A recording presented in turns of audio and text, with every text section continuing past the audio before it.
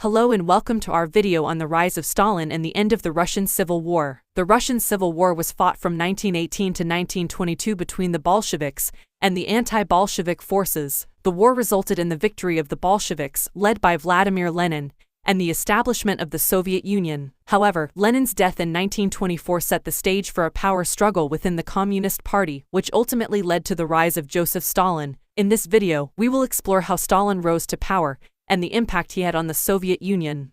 The end of the Russian Civil War marked a turning point in the history of the Soviet Union. The Bolsheviks had successfully defeated their opponents and established their control over the country. However, the war had left the country devastated, with millions of deaths and widespread famine and disease.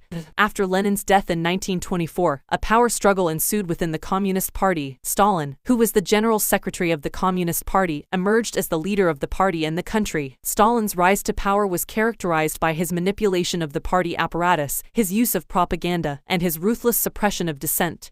Stalin implemented several policies during his reign that had a profound impact on the Soviet Union. One of the most significant was his policy of collectivization, which involved the forced consolidation of small peasant farms into large state-controlled farms. This policy led to widespread famine and the deaths of millions of people. Stalin also implemented a policy of industrialization, which involved the rapid development of heavy industry at the expense of consumer goods. This policy helped modernize the country but came at a significant cost to the population. Stalin's rule was also characterized by his purges of the Communist Party and the Red Army. Stalin believed that there were enemies of the state within the party and the army and launched a campaign to eliminate them. This campaign led to the arrest, imprisonment, and execution of millions of people, including many of Stalin's former allies.